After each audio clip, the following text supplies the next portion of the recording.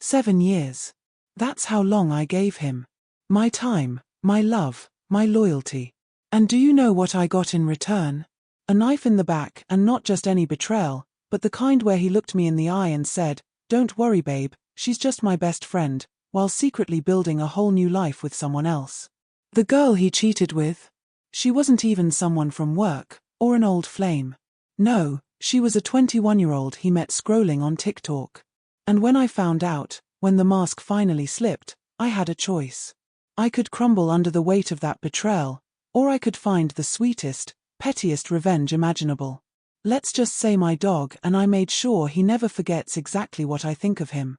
Hey everyone, my name's Maya. If you've ever been betrayed, if you've ever given your whole heart to someone only to watch them throw it away like garbage, this story will hit you deep. But trust me, it ends with laughter, power, and revenge that's as poetic as it is petty. So, smash that like button, hit subscribe if you live for these revenge stories, and let's dive into the rollercoaster of heartbreak, betrayal, and a revenge plan that literally stinks. 7 years. Let me say that again because I need you to feel the weight of it. 7 whole years. I was 18 when we met. Just a kid, really. He was 20, funny, charming, and just the right amount of reckless to make my heart race. His name? Let's call him Ryan. Ryan and I didn't just date. We grew up together. We survived college exams, shared our first apartment, and built little traditions only couples in long relationships can understand. Friday night pizza. Sunday morning grocery trips.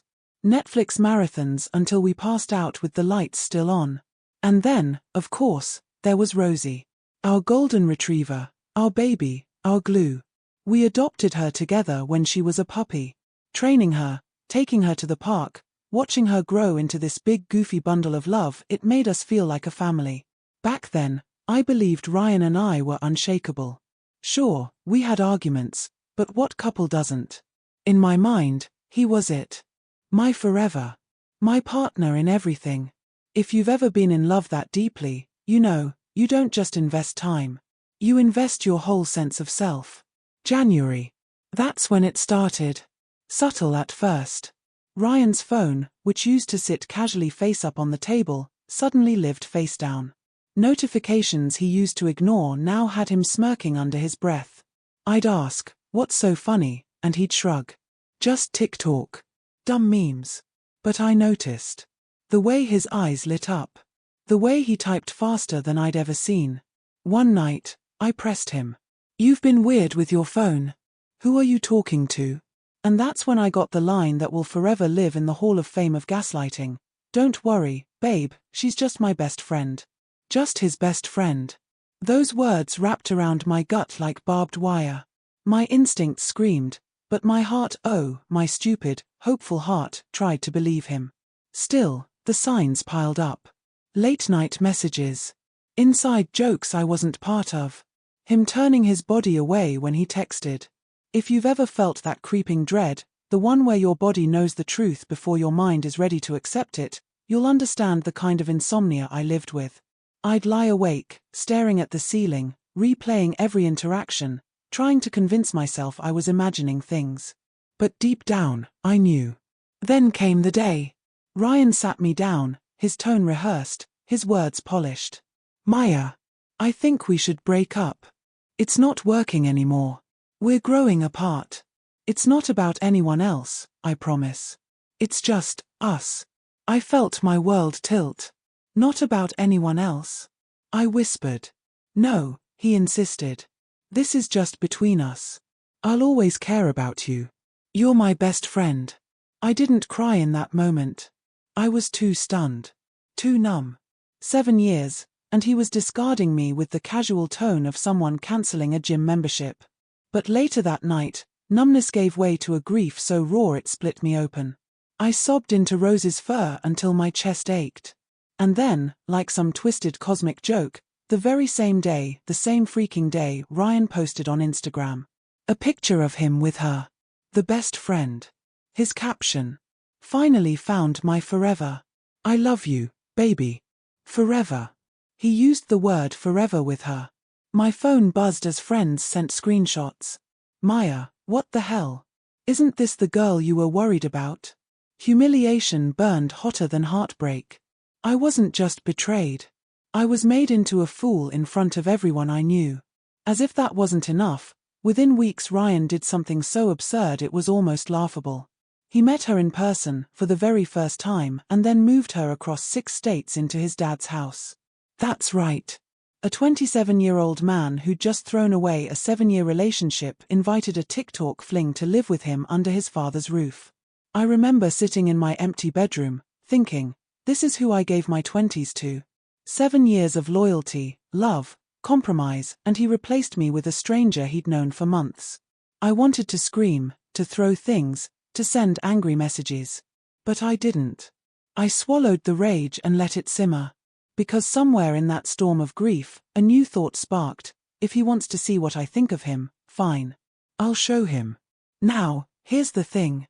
When Ryan and I broke up, we had to decide what to do with Rosie.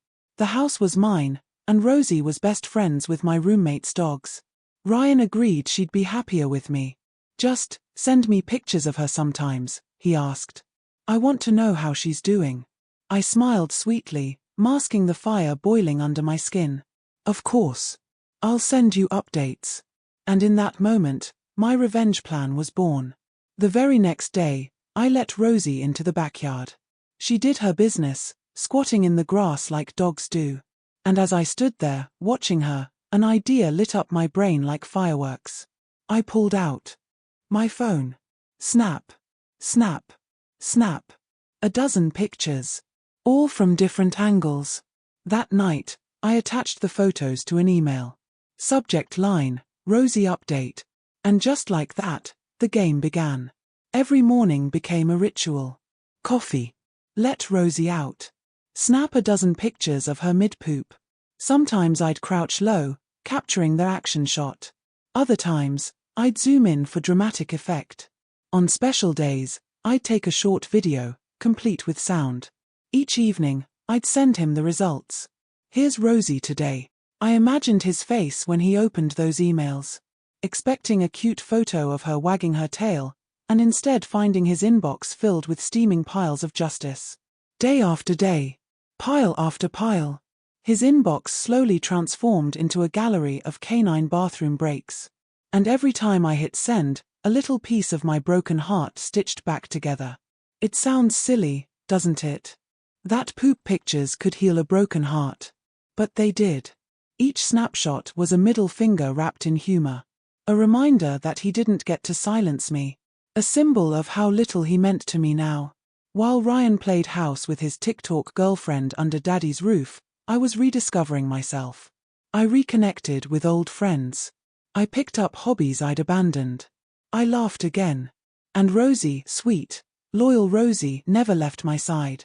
She became my partner in healing, my accomplice in revenge, my furry little co-conspirator. Months passed. I sent hundreds of pictures. His inbox must have been overflowing. I pictured him scrolling, trying to show his new girlfriend look. Maya sent pictures of Rosie, only to reveal, well, Rosie mid-squat. Embarrassing. Petty. Perfect. Did he ever reply? Occasionally. A short, awkward thanks or LOL. But I could sense the irritation behind the words. The regret of ever asking for updates. And that, my friends, was the point. Here's the thing about revenge. It doesn't always have to be grand, destructive, or dramatic. Sometimes, the smallest acts, repeated consistently, deliver the sweetest satisfaction. Ryan wanted to betray me quietly, to rewrite history as if our 7 years were nothing. My revenge ensured he couldn't erase me. Every day, I was there. Not as the broken ex, not as the girl begging for closure, but as the reminder of what he lost and what I thought of him. And the best part? I was free. Free to laugh, to grow, to live better than I had in years. Rosie thrived with her pup friends. I thrived with mine. And Ryan? He had his inbox full of crap. Literally. Looking back, I don't even care if the girl knew about me.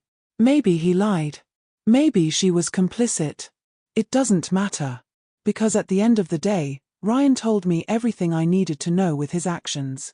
He showed me his true self, and I believed him. And believing him, finally, truly believing him, set me free. The best revenge isn't the poop.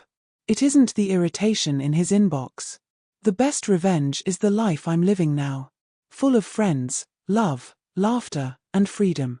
But I won't lie, the poop definitely helped. So, what do you think? Was my revenge petty, or was it perfect?